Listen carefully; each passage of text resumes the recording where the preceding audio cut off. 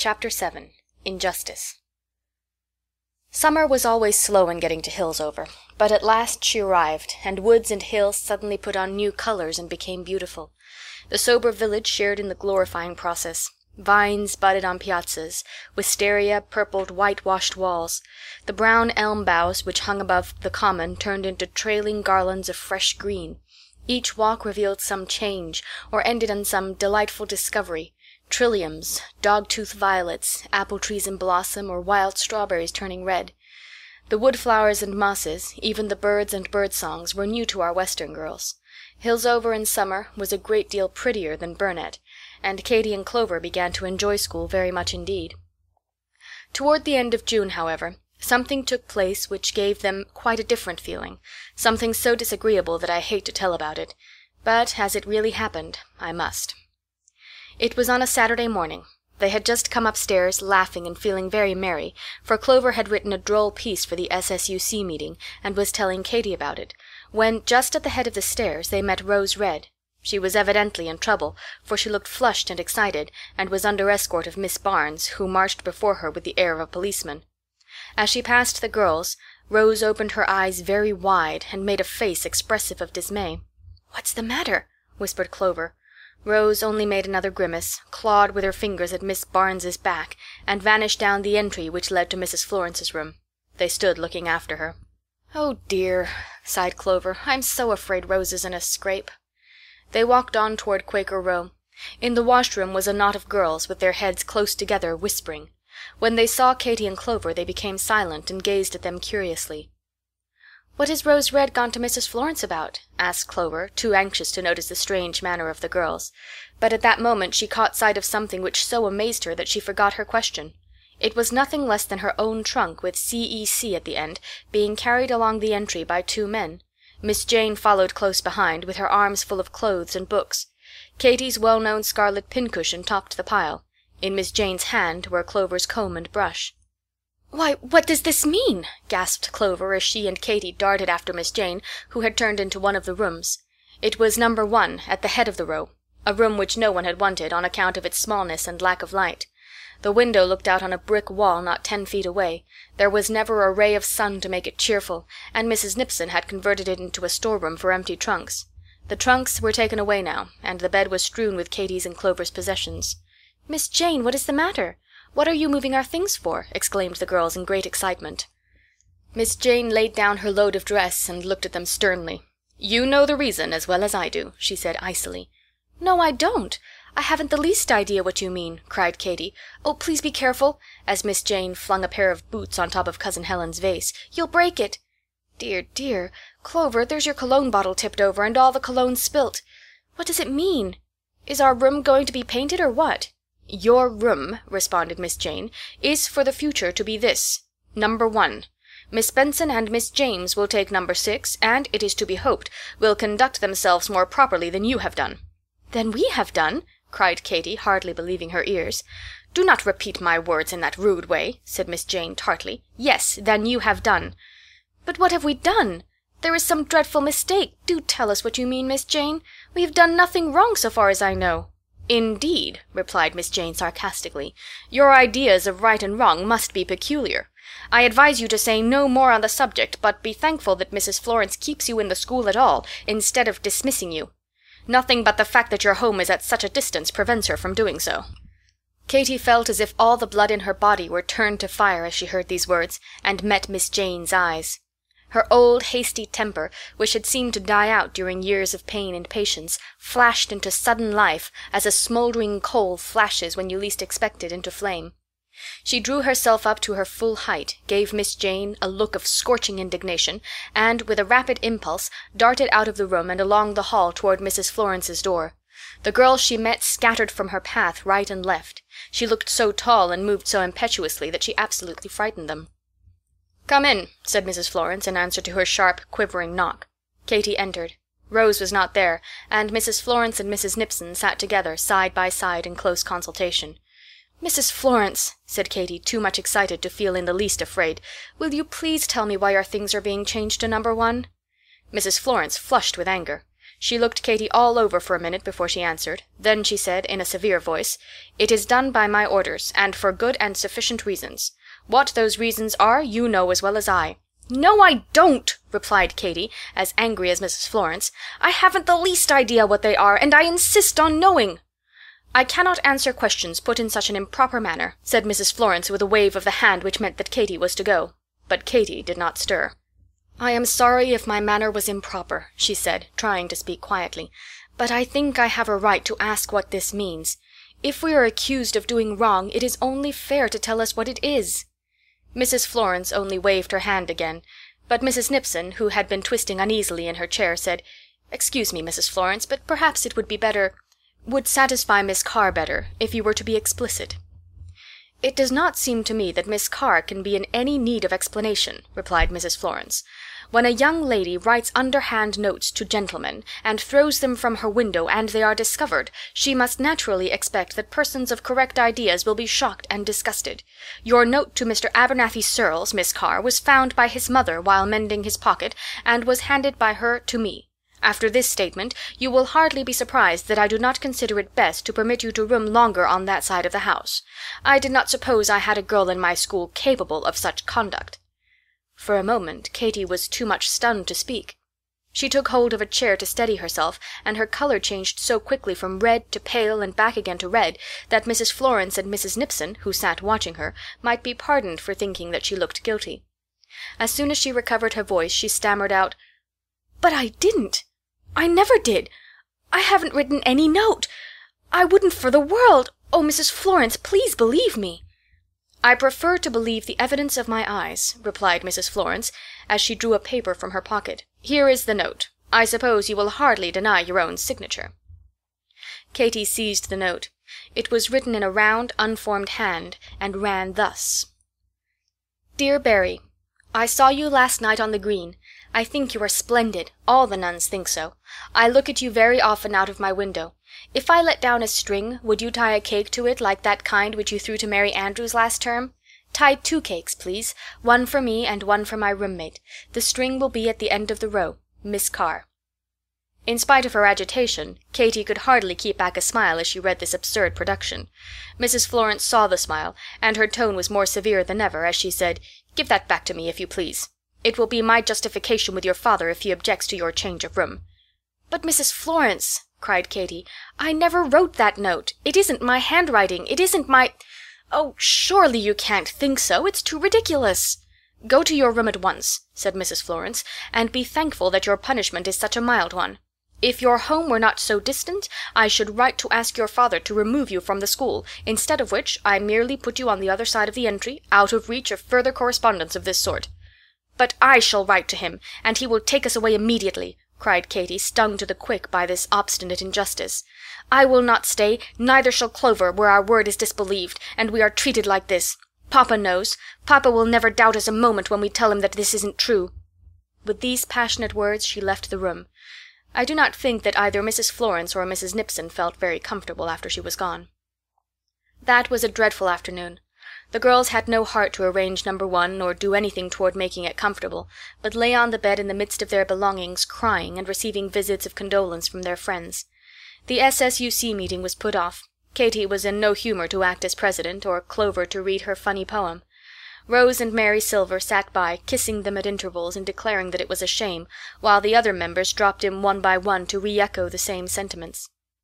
"If it had been anybody else," said Alice Gibbons, "but Katy of all persons, it is too much." "So I told Mrs. Florence," sobbed Rose Red. "Oh, why was I born so bad? If I'd always been good and a model to the rest of you, perhaps she'd have believed me instead of scolding harder than ever."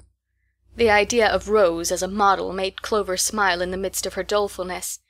"It's an outrageous thing," said Ellen Gray. "If Mrs. Florence only knew it, you two have done more to keep the rest of us steady than any girls in school." "So they have," blubbered Rose, whose pretty face was quite swollen with crying. "I've been getting better and better every day since they came." She put her arms round Clover as she spoke and sobbed harder than ever. It was in the midst of this excitement that Miss Jane saw fit to come in and inspect the room. When she saw the crying girls and the general confusion of everything, she was very angry.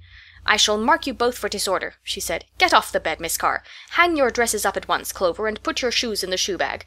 I never saw anything so disgraceful. All these things must be in order when I return 15 minutes from now, or I shall report you to Mrs. Florence." "It's of no consequence what you do. We are not going to stay," muttered Katy. But soon she was ashamed of having said this. Her anger was melting, and grief taking its place. "Oh, papa, papa! Elsie, Elsie," she whispered to herself, as she slowly hung up the dresses, and, unseen by the girls, she hid her face in the folds of Clover's grey alpaca and shed some hot tears. Till then she had been too angry to cry. This softer mood followed her all through the evening. Clover and Rose sat by, talking over the affair, and keeping their wrath warm with discussion. Katy said hardly a word. She felt too weary and depressed to speak. "Who could have written the note?" asked Clover again and again. It was impossible to guess. It seemed absurd to suspect any of the older girls, but then, as Rose suggested, the absurdity as well as the signature might have been imitated to avoid detection. "I know one thing," remarked Rose, "and that is that I should like to kill Mrs. Searles. Horrid old thing, peeping and prying into pockets. She has no business to be alive at all." Rose's ferocious speeches always sounded especially comical when taken in connection with her pink cheeks and her dimples. "Shall you write to papa tonight, Katy?" asked Clover. Katy shook her head. She was too heavy-hearted to talk. Big tears rolled down unseen and fell upon the pillow. After Rose was gone and the candle out, she cried herself to sleep. Waking early in the dim dawn, she lay and thought it over, Clover slumbering soundly beside her meanwhile. "Morning brings counsel," says the old proverb. In this case it seemed true. Katy, to her surprise, found a train of fresh thoughts filling her mind which were not there when she fell asleep. She recalled her passionate words and feelings of the day before. Now that the mood had passed, they seemed to her worse than the injury which provoked them. Quick-tempered and generous people often experience this. It was easier for Katy to forgive Mrs. Florence, because it was needful also that she should forgive herself. "I said I would write to papa to take us away," she thought. "Why did I say that? What good would it do? It wouldn't make anybody disbelieve this hateful story. They'd only think I wanted to get away because I was found out. And papa would be so worried and disappointed. It has cost him a great deal to get us ready and send us here, and he wants us to stay a year. If we went home now, all the money would be wasted. And yet how horrid it is going to be after this. I don't feel as if I could ever bear to see Mrs. Florence again. I must write. But then," her thoughts flowed on, "home wouldn't seem like home if we went away from school in disgrace, and knew that everybody here was believing such things. Suppose, instead, I were to write to papa to come on and make things straight. He'd find out the truth and force Mrs. Florence to see it. It would be very expensive, though. And I know he oughtn't to leave home again so soon. Oh, dear, how hard it is to know what to do." "What would Cousin Helen say?" she continued, going in imagination to the sofa-side of the dear friend who was to her like a second conscience. She shut her eyes and invented a long talk, her questions, Cousin Helen's replies. But as everybody knows, it is impossible to play croquet by yourself and be strictly impartial to all the 4 balls. Katy found that she was making Cousin Helen play, that is, answer, as she herself wished, and not, as something whispered, as she would answer were she really there. "It is just the little scholar over again," she said half aloud. "I can't see. I don't know how to act." She remembered the dream she once had, of a great beautiful face and a helping hand. "And it was real," she murmured, "and just as real and just as near now as then." The result of this long meditation was that, when Clover woke up, she found Katy leaning over, ready to kiss her for good morning, and looking bright and determined. "Clovy," she said, "I've been thinking, and I'm not going to write to papa about this affair at all." "Aren't you? Why not?" asked Clover, puzzled. "Because it would worry him and be of no use. He would come on and take us right away, I'm sure, but Mrs. Florence and all the teachers and a great many of the girls would always believe that this horrid, ridiculous story is true. I can't bear to have them. Let's stay instead, and convince them that it isn't. I think we can." "I would a great deal rather go home," said Clover. "It won't ever be nice here again. We shall have this dark room, and Miss Jane will be more unkind than ever, and the girls will think that you wrote that note, and Lily Page will say hateful things." She buttoned her boots with a vindictive air. "Never mind," said Katy, trying to feel brave. "I don't suppose it will be pleasant, but I'm pretty sure it's right, and Rosie and all the girls we really care for know how it is." "I can't bear it," sighed Clover, with tears in her eyes. it is so cruel that they should say such things about you." "I mean that they shall say something quite different before we go away," replied Katy, stroking her hair. "Cousin Helen would tell us to stay, I'm pretty sure. I was thinking about her just now, and I seemed to hear her voice in the air saying over and over, 'Live it down, live it down, live it down.'" She half sang this, and took 2 or 3 dancing steps across the room. "What a girl you are," said Clover, consoled by seeing Katy look so bright. Mrs. Florence was surprised that morning, as she sat in her room, by the appearance of Katy. She looked pale, but perfectly quiet and gentle. "Mrs. Florence," she said, "I've come to say that I shall not write to my father to take us away, as I told you I should." Mrs. Florence bowed stiffly by way of answer. "Not," went on Katy with a little flash in her eyes, "that he would hesitate or doubt my word one moment if I did. But he wished us to stay here a year, and I don't want to disappoint him. I'd rather stay. And, Mrs. Florence, I'm sorry I was angry and felt that you were unjust." "And today you own that I was not?" "Oh, no," replied Katy, "I can't do that. You were unjust, because neither Clover nor I wrote that note. We wouldn't do such a horrid thing for the world, and I hope that some day you will believe us. But I oughtn't to have spoken so." Katy's face and voice were so truthful as she said this that Mrs. Florence was almost shaken in her opinion. "We will say no more about the matter," she remarked in a kinder tone. "If your conduct is perfectly correct in future, it will go far to make this forgotten. Few things are more aggravating than to be forgiven when one has done no wrong." Katy felt this as she walked away from Mrs. Florence's room, but she would not let herself grow angry again. "Live it down," she whispered as she went into the schoolroom. She and Clover had a good deal to endure for the next 2 or 3 weeks.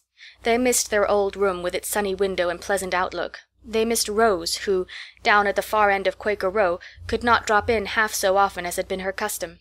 Miss Jane was especially grim and sharp, and some of the upstairs girls, who resented Katy's plain speaking and the formation of a society against flirting, improved the chance to be provoking. Lily Page was one of these. She didn't really believe Katy guilty, but she liked to tease her by pretending to believe it. "Only to think of the president of the saintly stuck-up society being caught like this," she remarked maliciously. "What are our great reformers coming to? Now, if it had been a sinner like me, no one would be surprised." All this, naturally, was vexatious. Even sunny Clover shed many tears in private over her mortifications. But the girls bore their trouble bravely, and never said one syllable about the matter in their letters home. There were consolations, too, mixed with the annoyances. Rose Red clung to her 2 friends closely, and loyally fought their battles. The SSUC to a girl rallied round its chief. After that sad Saturday the meetings were resumed with as much spirit as ever.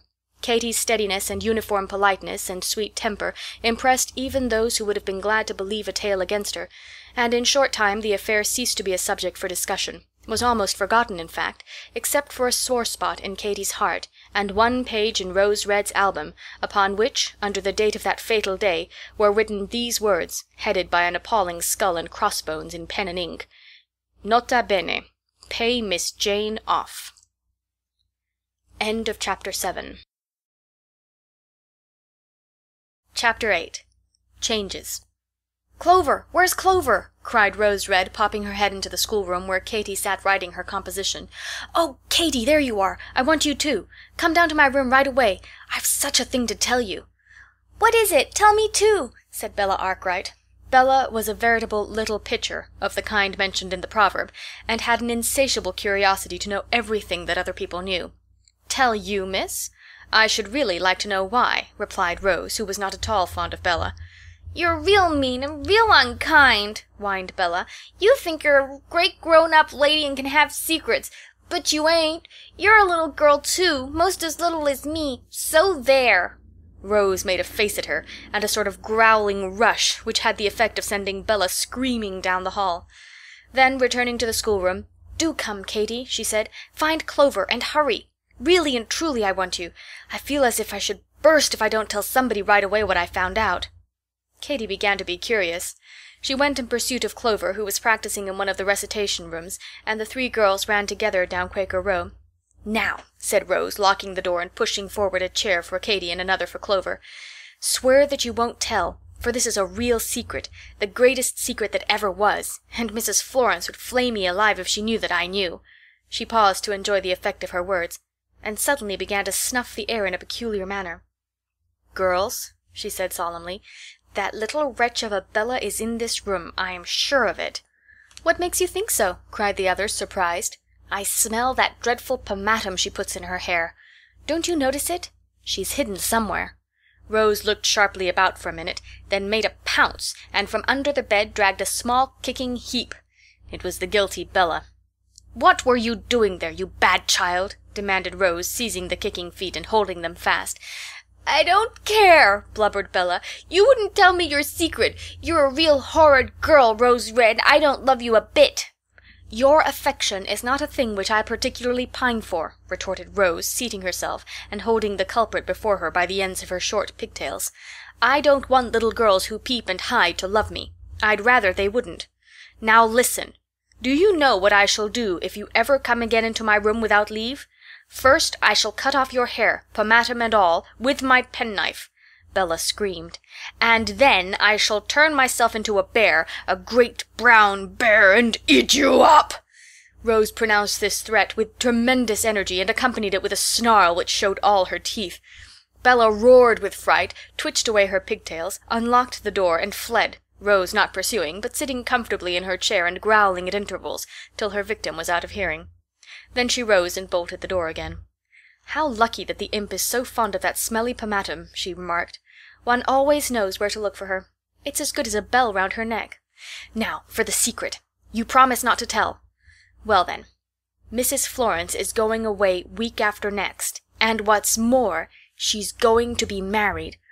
"Not really?" cried the others. "Really and truly. She's going to be married to a clergyman."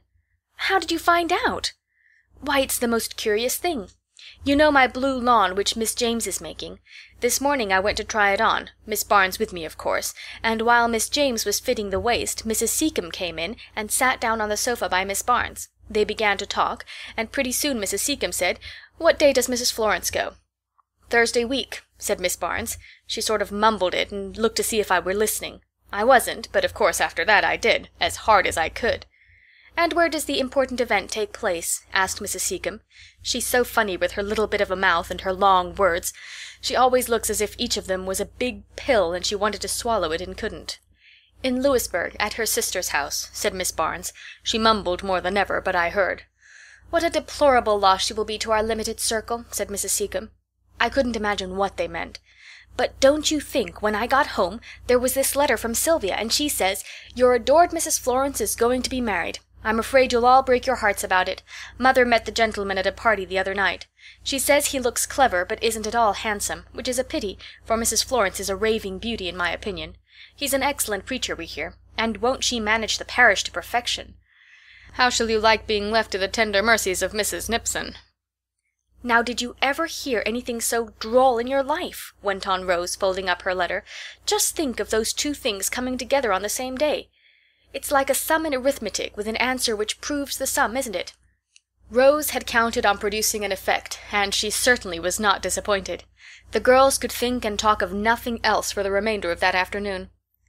It was a singular fact that before 2 days were over every scholar in the school knew that Mrs. Florence was going to be married. How the secret got out nobody could guess. Rose protested that it wasn't her fault. She had been a miracle of discretion, a perfect sphinx. But there was a guilty laugh in her eyes, and Katy suspected that the sphinx had unbent a little. Nothing so exciting had ever happened at the nunnery before. Some of the older scholars were quite inconsolable. They bemoaned themselves and got together in corners to enjoy the luxury of woe. Nothing comforted them but the project of getting up a testimonial for Mrs. Florence. What this testimonial should be caused great discussion in the school. Everybody had a different idea, and everybody was sure that her idea was better than anybody else's. All the school contributed. The money collected amounted to nearly $40, and the question was, what should be bought? Every sort of thing was proposed. Lily Page insisted that nothing could possibly be so appropriate as a bouquet of wax flowers and a glass shade to put over it. There was a strong party in favor of spoons. Annie Silsby suggested a statue, somebody else a clock. Rose Red was for a cabinet piano, and Katy had some trouble in convincing her that $40 would not buy one. Bella demanded that they should get an organ. "You can go along with it as a monkey," said Rose, which remark made Bella caper with indignation. At last, after long discussion and some quarrelling, a cake basket was fixed upon. Sylvia Redding happened to be making a visit in Boston, and Rose was commissioned to write and ask her to select the gift and send it up by express. The girls could hardly wait till it came. "I do hope it will be pretty, don't you?" they said over and over again. When the box arrived, they all gathered to see it opened. Esther Dearborn took out the nails, half a dozen hands lifted the lid, and Rose unwrapped the tissue paper and displayed the basket up to general view. "Oh, what a beauty!" cried everybody. It was woven of twisted silver wire. 2 figures of children with wings and garlands supported the handle on either side. In the middle of the handle were a pair of silver doves, billing and cooing in the most affectionate way over a tiny shield on which were engraved Mrs. Florence's initials. "I never saw one like it. Doesn't it look heavy?" cried a chorus of voices, as Rose, highly gratified, held up the basket. "Who shall present it?" asked Louisa Agnew. "Rose Red," said some of the girls. "No, indeed, I'm not tall enough," protested Rose. "It must be somebody who'd kind of sweep into the room and be impressive. I vote for Katy." "Oh, no," said Katy, shrinking back. "I shouldn't do it at all well. Suppose we put it to a vote." Ellen Gray cut some slips of paper, and each girl wrote a name and dropped it into the box. When the votes were counted, Katy's name appeared on all but 3. "I propose that we make this vote unanimous," said Rose, highly delighted. The girls agreed, and Rose, jumping on a chair, exclaimed, "3 cheers for Katy Carr! Keep time, girls! 1, 2, hip hip! Hurrah!" The hurrahs were given with enthusiasm, for Katy, almost without knowing it, had become popular. She was too much touched and pleased to speak at first. When she did, it was to protest against her election. "Esther would do it beautifully," she said, "and I think Mrs. Florence would like the basket better if she gave it. You know, ever since—" She stopped. Even now she could not refer with composure to the affair of the note. "Oh," cried Louisa, "she's thinking of that ridiculous note Mrs. Florence made such a fuss about. As if anybody supposed you wrote it, Katy. I don't believe even Miss Jane is such a goose as that. Anyway, if she is, that's one reason more why you should present the basket, to show that we don't think so." She gave Katy a kiss by way of period. "Yes, indeed, you're chosen and you must give it," cried the others. "Very well," said Katy, extremely gratified. "What am I to say?" "We'll compose a speech for you," replied Rose. "Sugar your voice, Katy, and whatever you do, stand up straight. Don't crook over as if you thought you were tall. It's a bad trick you have, child, and I'm always sorry to see it," concluded Rose with the air of a wise mamma giving a lecture. It is droll how much can go on in a school unseen and unsuspected by its teachers. Mrs. Florence never dreamed that the girls had guessed her secret. Her plan was to go away as if for a visit, and leave Mrs. Nipson to explain at her leisure. She was therefore quite unprepared for the appearance of Katy, holding the beautiful basket, which was full of fresh roses, crimson, white, and pink. I am afraid the rules of the SSUC had been slightly relaxed to allow of Rose Red's getting these flowers. Certainly they grew nowhere in Hillsover except in Professor Seacombe's garden. "The girls wanted me to give you this, with a great deal of love from us all," said Katy, feeling strangely embarrassed and hardly venturing to raise her eyes. She set the basket on the table. "We hope that you will be happy," she added in a low voice, and moved toward the door. Mrs. Florence had been too much surprised to speak, but now she called, "Wait! Come back a moment." Katy came back. Mrs. Florence's cheeks were flushed. She looked very handsome. Katy almost thought there were tears in her eyes. "Tell the girls that I thank them very much. Their present is beautiful. I shall always value it." She blushed as she spoke, and Katy blushed too.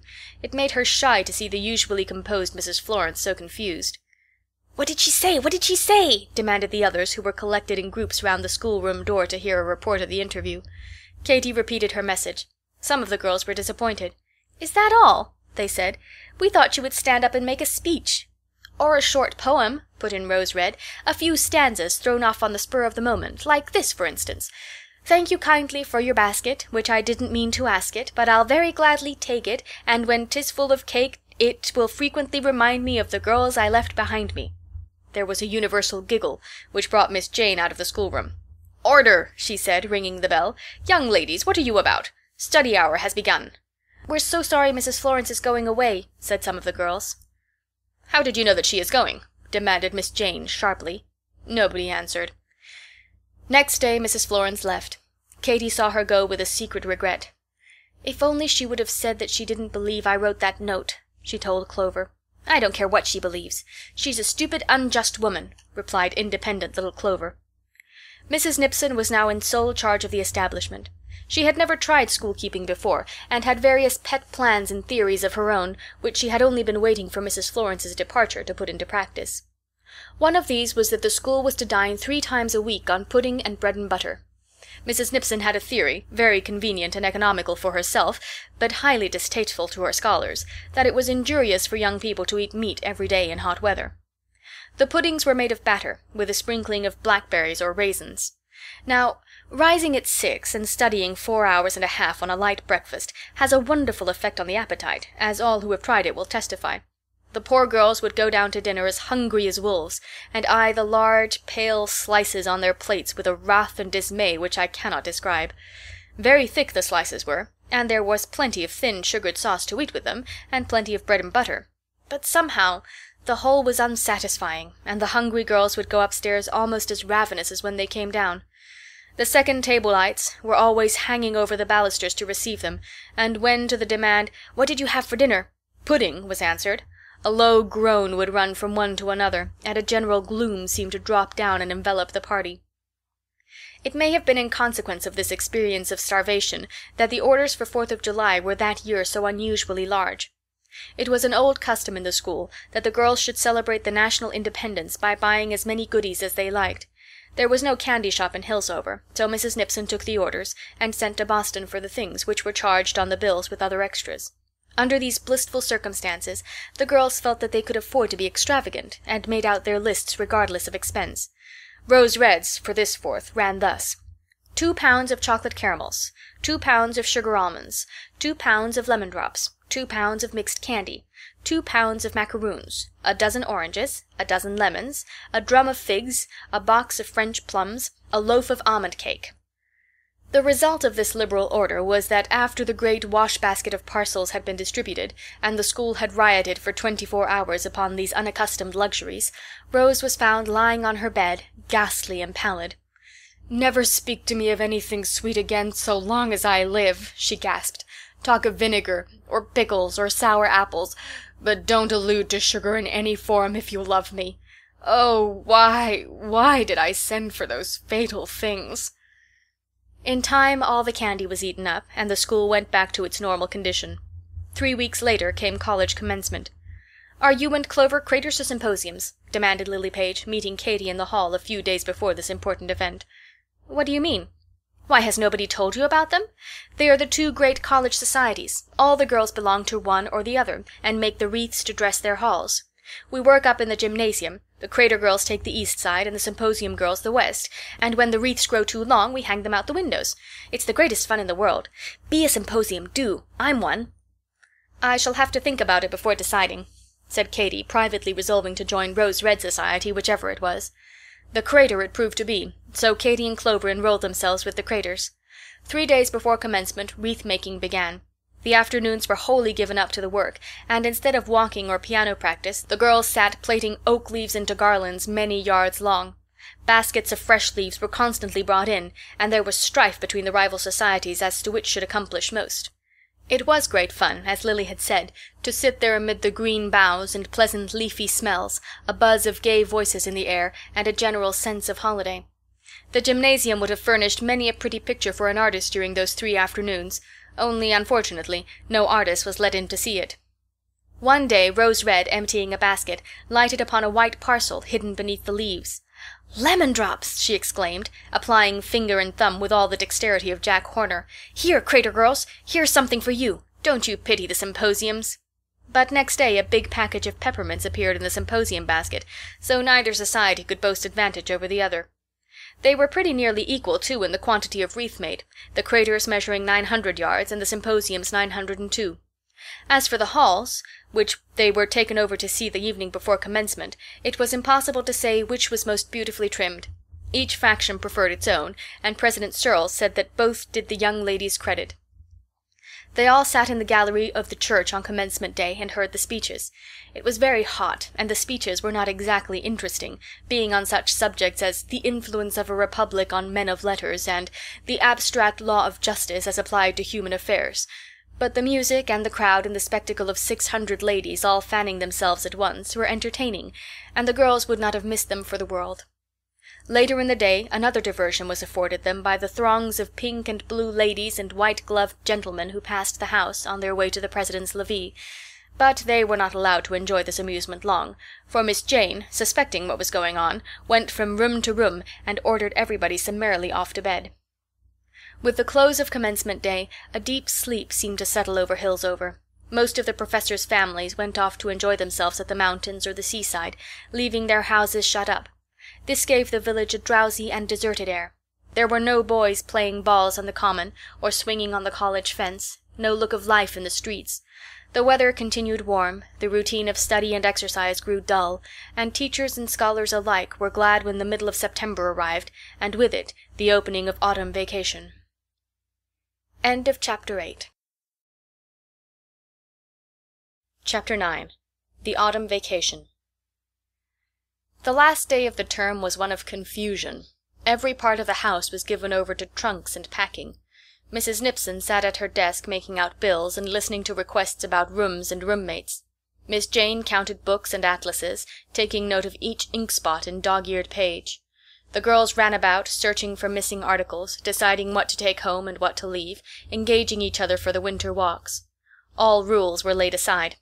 The sober nunnery seemed turned into a hive of buzzing bees. Bella slid twice down the baluster from the front stairs without being reproved, and Rose Red threw her arm around Katy's waist and waltzed the whole length of Quaker Row. "I'm so happy that I should like to scream," she announced, as their last whirl brought them up against the wall. "Isn't vacation just lovely? Katy, you don't look half glad." "We're not going home, you know," replied Katy in a rather doleful tone. She and Clover were not so enraptured at the coming of vacation as the rest of the girls. Spending a month with Mrs. Page and Lily was by no means the same thing as spending it with Papa and the children. Next morning, however, when the big stage drove up and the girls crowded in, when Mrs. Nipson stood in the doorway blandly waving farewell, and the maids flourished their dusters out of the upper windows, they found themselves sharing the general excitement and joining heartily in the cheer which arose as the stage moved away. The girls felt so happy and good-natured that some of them even kissed their hands to Miss Jane. Such a wild company is not often met with on a railroad train. They all went together as far as the junction, and Mr. Gray, Ellen's father, who had been put in charge of the party by Mrs. Nipson, had his hands full to keep them in any sort of order. He was a timid old gentleman, and, as Rose suggested, his expression resembled that of a sedate hen who suddenly finds herself responsible for the conduct of a brood of ducklings. my dear," he feebly remonstrated, "would you buy any more candy? Do you not think so many peanuts may be bad for you?" "Oh, no, sir," replied Rose. "They never hurt me a bit. I can eat thousands." Then, as a stout lady entered the car and made a motion toward the vacant seat beside her, she rolled her eyes wildly and said, "Excuse me, but perhaps I had better take the end seat so as to get out easily in case I have a fit." "Fits!" cried the stout lady, and walked away with the utmost dispatch. Rose gave a wicked chuckle, the girls tittered, and Mr. Gray visibly trembled. "Is she really affected in this way?" he whispered. "Oh, no, Papa, it's only Rose's nonsense," apologized Ellen, who was laughing as hard as the rest. But Mr. Gray did not feel comfortable, and he was very glad when they reached the junction and half of his troublesome charge departed on the branch road. At 6 o'clock they arrived in Springfield. Half a dozen papas were waiting for their daughters, trains stood ready, there was a clamor of good-byes. Mr. Page was absorbed by Lily, who kissed him incessantly and chattered so fast that he had no eyes for anyone else. Louisa was borne away by an uncle, with whom she was to pass the night, and Katy and Clover found themselves left alone.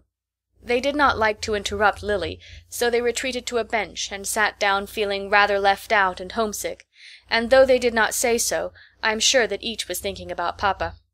It was only for a moment. Mr. Page spied them and came up with such a kind greeting that the forlorn feeling fled at once. They were to pass the night at the Massasoit, it seemed, and he collected their bags and led the way across the street to the hotel, where rooms were already engaged for them.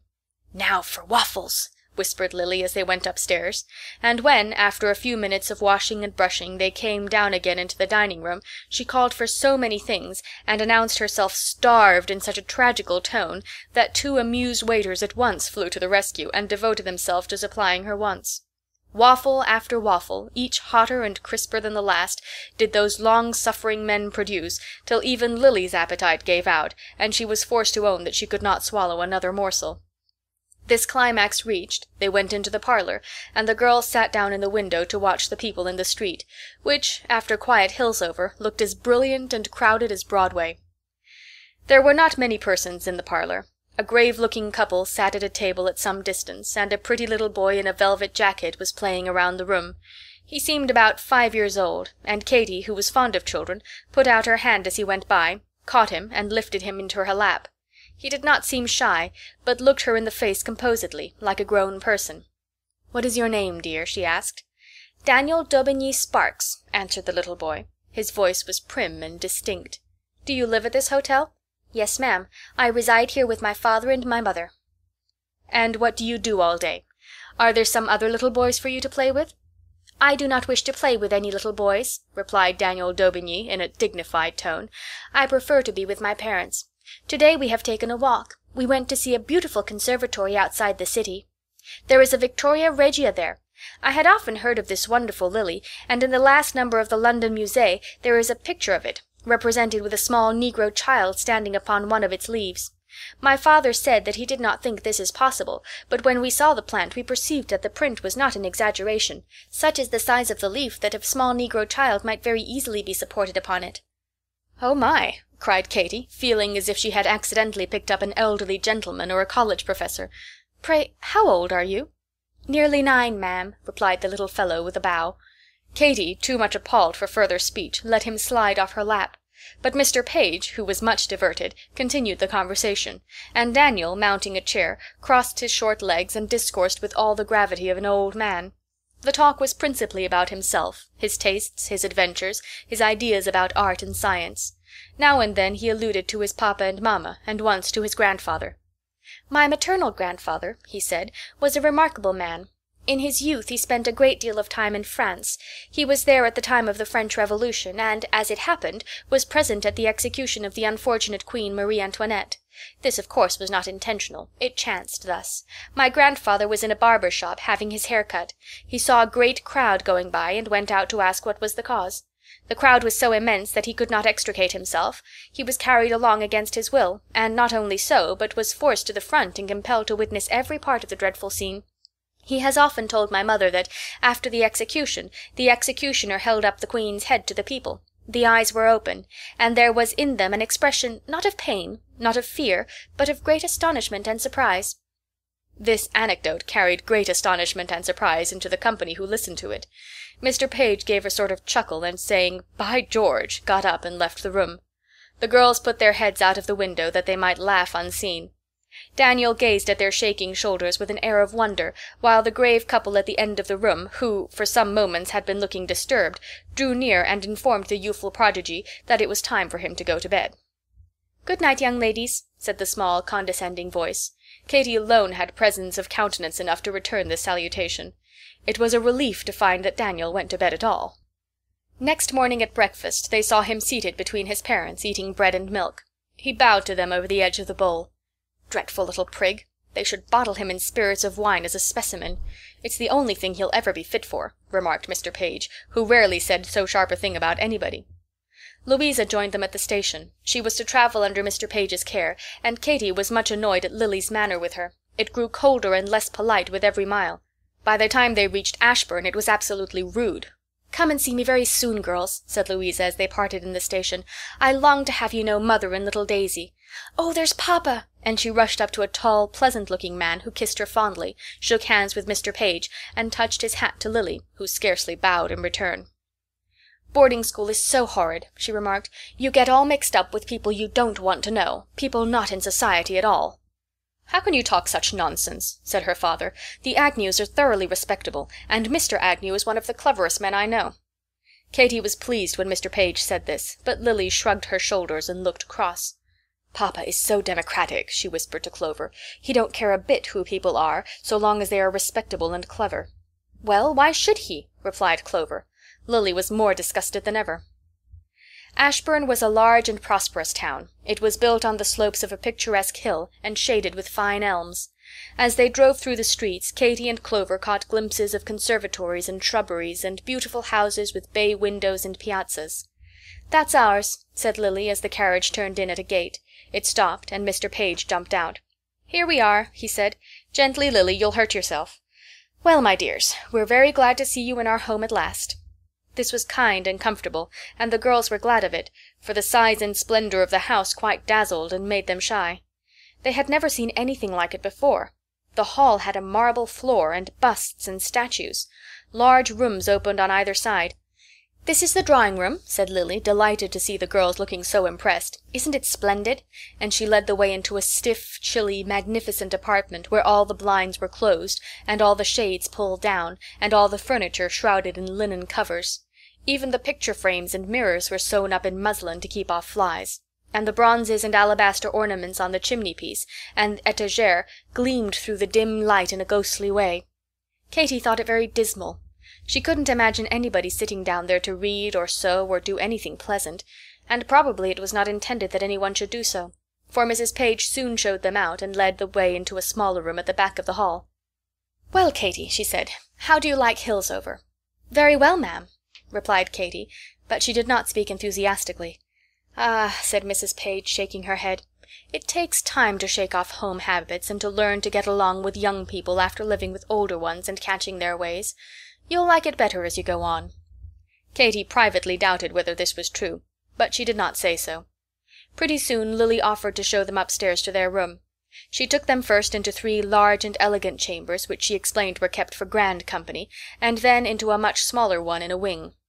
"Mother always puts my friends in here," she remarked. "She says it's plenty good enough for schoolgirls to thrash about in." "What does she mean?"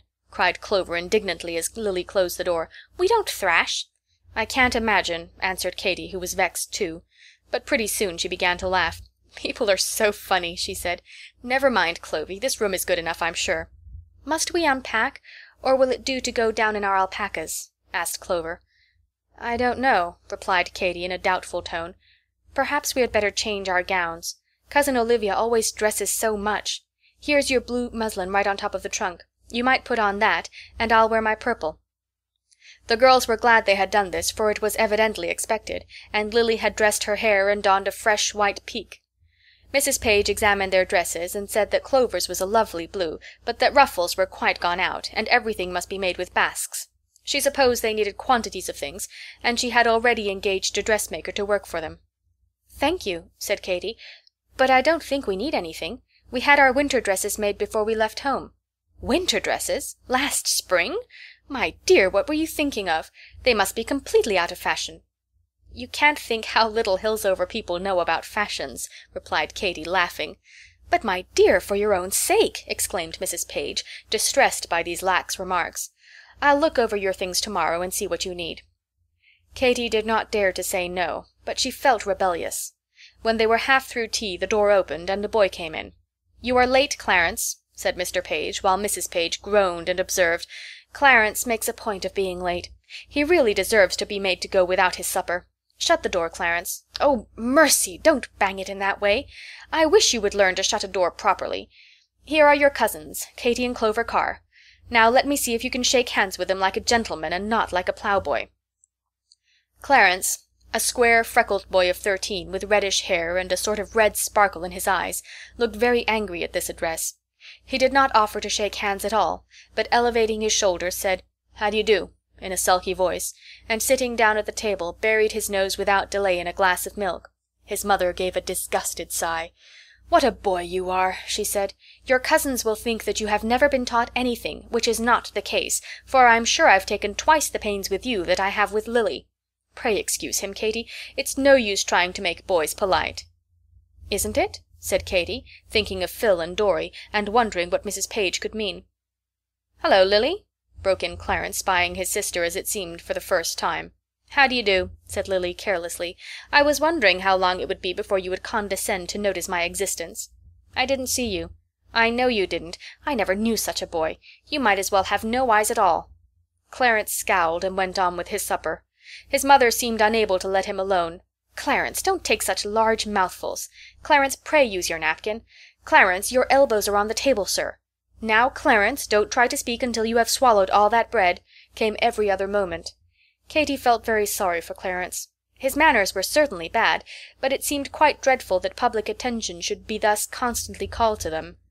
The evening was rather dull. There was a sort of put-in-order-for-company air about the parlor which made everybody stiff. Mrs. Page did not sew or read, but sat in a low chair looking like a lady in a fashion plate, and asked questions about Hillsover, some of which were not easy to answer, as, for example, "Have you any other intimate friends among the schoolgirls besides Lily?"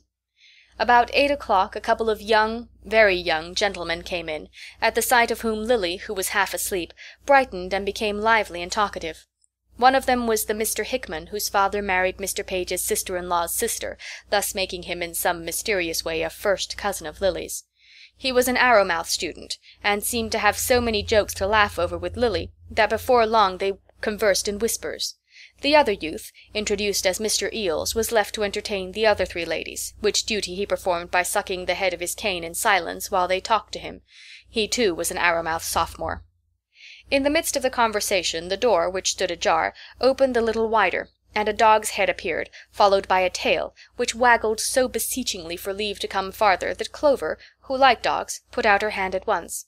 He was not pretty, being of a pepper-and-salt color, with a blunt nose and no particular sort of a tail, but he looked good-natured, and Clover fondled him cordially, while Mr. Eales took his cane out of his mouth to ask, "What kind of a dog is that, Mrs. Page?"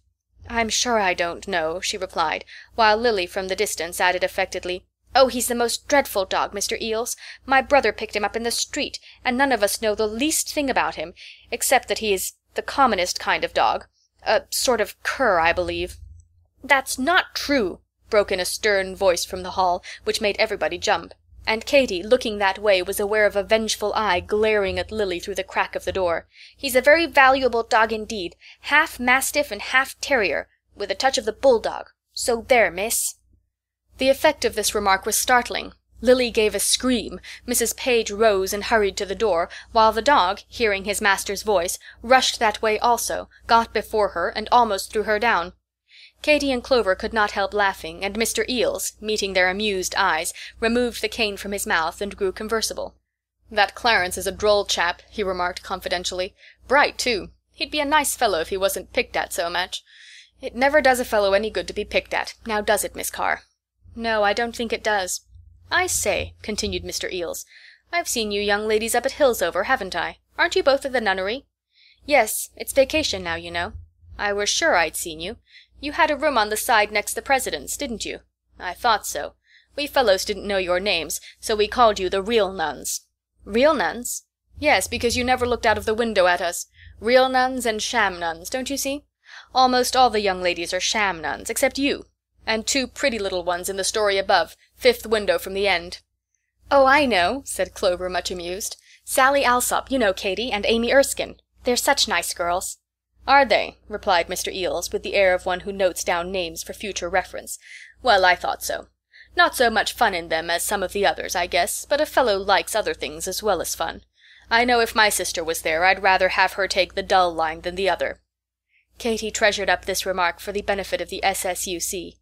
Mrs. Page came back just then, and Mr. Eales resumed his cane. Nothing more was heard of Clarence that night. Next morning Cousin Olivia fulfilled her threat of inspecting the girls' wardrobe. She shook her head over the simple, untrimmed merinos and thick cloth coats. "There's no help for it," she said, "but it's a great pity. You would much better have waited, and had things fresh. Perhaps it may be possible to match the merino and have some sort of basque arrangement added on. I will talk to Madame Chamfleur about it. Meantime, I shall get one handsome thick dress for each of you, and have it stylishly made. That, at least, you really need." Katy was too glad to be so easily let off to raise objections. So that afternoon she and Clover were taken out to choose their material, Mrs. Page said, but really to sit by while she chose it for them. At the dressmaker's it was the same. They stood passive while the orders were given, and everything decided upon. "Isn't it funny?" whispered Clover. "But I don't like it a bit, do you? It's just like Elsie saying how she'll have her doll's things made." "Oh, this dress isn't mine. It's Cousin Olivia's," replied Katy. "She's welcome to have it trimmed just as she likes." But when the suits came home she was forced to be pleased. There was no over-trimming, no look of finery, everything fitted perfectly, and had the air of finish which she had noticed and admired in Lily's clothes.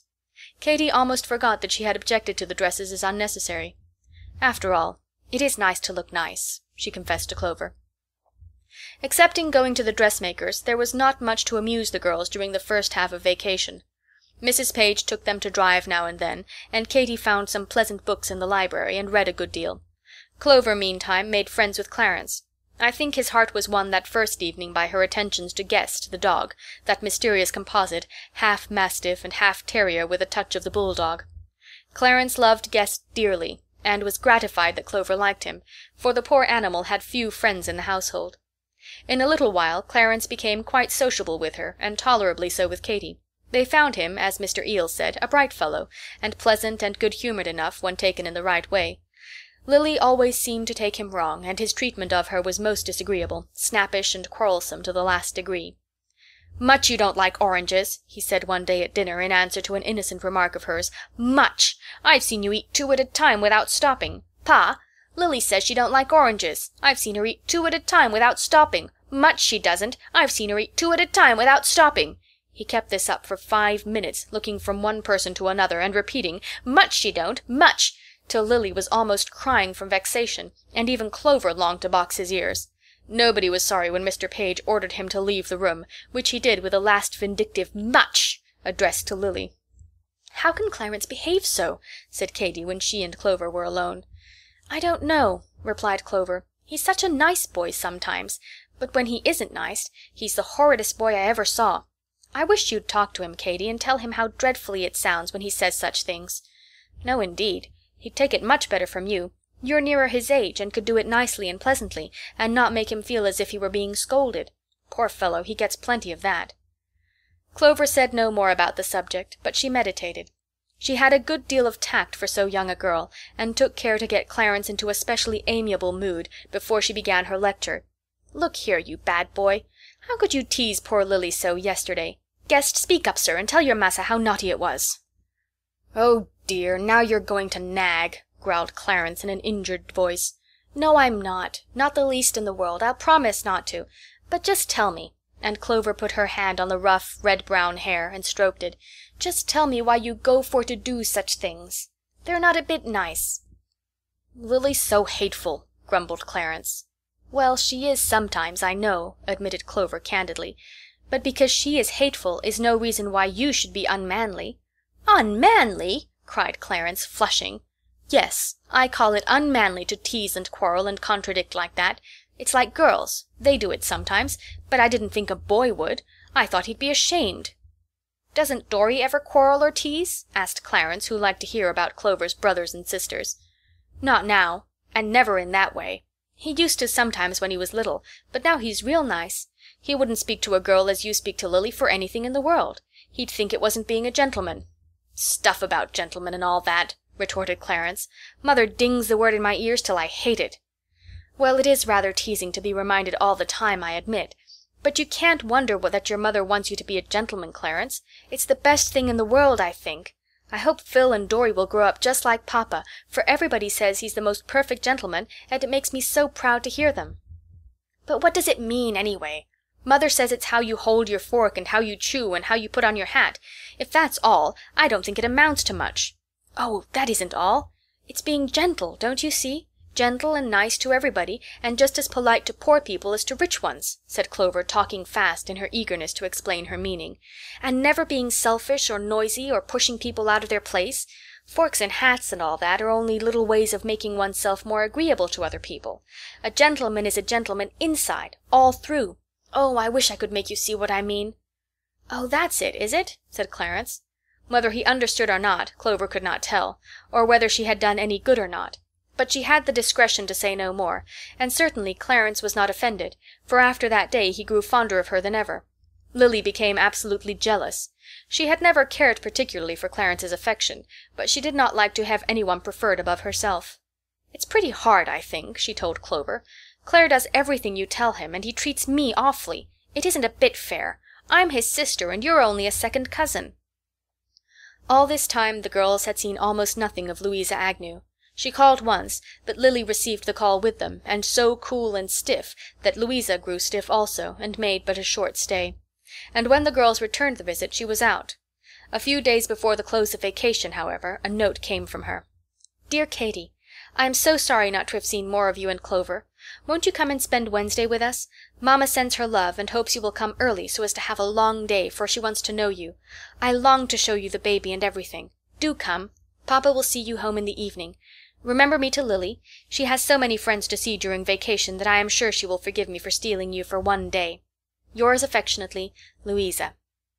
Katy thought this message very politely expressed, but Lily, when she heard it, tossed her head and said she really thought Miss Agnew might let her name alone when she wrote notes. Mrs. Page seemed to pity the girls for having to go. They must, she supposed, as it was a schoolmate, but she feared it would be stupid for them. The Agnews were queer sort of people, not in society at all. Mr. Agnew was clever, people said, but really she knew very little about the family. Perhaps it would not do to decline. Katy and Clover had no idea of declining. They sent a warm little note of acceptance, and on the appointed day set off bright and early, with a good deal of pleasant anticipation. The vacation had been rather dull at Cousin Olivia's. Lily was a good deal with her own friends, and Mrs. Page with hers, and there never seemed any special place where they might sit, or anything in particular for them to do. Louisa's home was at some distance from Mr. Page's, and in a less fashionable street. It looked pleasant and cozy as the girls opened the gate. There was a small garden in the front, with gay flower-beds, and on the piazza, which was shaded with vines, sat Mrs. Agnew, with a little work-table by her side. She was a pretty and youthful-looking woman, and her voice and smile made them feel at home immediately. "There is no need of anybody to introduce you," she said. "Lulu has described you so often that I know perfectly well which is Katy and which is Clover. I am so glad you could come. Won't you go right in my bedroom by that long window and take off your things? Lulu has explained to you that I am lame and never walk, so you won't think it strange that I do not show you the way. She will be here in a moment. She ran upstairs to fetch the baby." The girls went into the bedroom. It was a pretty and unusual-looking apartment. The furniture was simple as could be, but bed and toilet and windows were curtained and frilled with white, and the walls were covered thick with pictures, photographs, and pen-and-ink sketches, and water-color drawings, unframed most of them, and just pinned up without regularity, so as to give each the best possible light. It was an odd way of arranging pictures, but Katy liked it, and would gladly have lingered to look at each one, only that she feared Mrs. Agnew would expect them, and would think it strange that they did not come back. Just as they went out again to the piazza, Louisa came running downstairs with her little sister in her arms. "I was curling her hair," she explained, "and did not hear you come in. Daisy, give Katy a kiss. Now another for Clover. Isn't she a darling?" embracing the child rapturously herself. "Now isn't she a little beauty?" "Perfectly lovely," cried the others, and soon all three were seated on the floor of the piazza, with Daisy in the midst, passing her from hand to hand as if she had been something good to eat. She was used to it, and submitted with perfect good nature to being kissed, trotted, carried up and down, and generally made love to. Mrs. Agnew sat by and laughed at the spectacle. When baby was taken off for her noonday nap, Louisa took the girls into the parlor, another odd and pretty room, full of prints and sketches and pictures of all sorts, some with frames, others with a knot of autumn leaves or a twist of ivy around them by the way of a finish. There was a bowl of beautiful autumn roses on the table, and though the price of one of Mrs. Page's damask curtains would probably have bought the whole furniture of the room, everything was so bright and homelike and pleasant-looking that Katy's heart warmed at the sight. They were examining a portrait of Louisa with Daisy in her lap, painted by her father, when Mr. Agnew came in. The girls liked his face at once. It was fine and frank, and nothing could be prettier than to see him pick up his sweet invalid wife as if she had been a child, and carry her into the dining-room to her place at the head of the table. Katy and Clover agreed afterward that it was the merriest dinner they had had since they left home. Mr. Agnew told stories about painters and painting, and was delightful. No less so was the nice gossip upstairs in Louisa's room, which followed dinner, or the afternoon frolic with Daisy, or the long evening spent in looking over books and photographs. Altogether the day seemed only too short. As they went out of the gate at 10 o'clock, Mr. Agnew following, lo, a dark figure emerged from behind a tree and joined Clover. It was Clarence. "I thought I'd just walk this way," he explained. "The house has been dreadfully dull all day without you." Clover was immensely flattered, but Mrs. Page's astonishment next day knew no bounds. "Really," she said, "I have hopes of Clarence at last. I never knew him volunteer to escort anybody anywhere before in his life." "I say," said Clarence, the evening before the girls went back to school, "I say, suppose you write to a fellow sometimes, Clover." "Do you mean yourself by a fellow?" laughed Clover. "You don't suppose I meant George Hickman or that donkey of an Eels, did you?" retorted Clarence. "No, I didn't. Well, I have no objection to writing to a fellow if that fellow is you, provided the fellow answers my letters. Will you?" "Yes," gruffly, But you mustn't show 'em to any girls, or laugh at my writing, or I'll stop. Lily says my writing is like beetle tracks. Little she knows about it, though. I don't write to her. Promise, Clover?" "Yes, I promise," said Clover, pleased at the notion of Clare's proposing a correspondence of his own accord. Next morning they all left for Hillsover.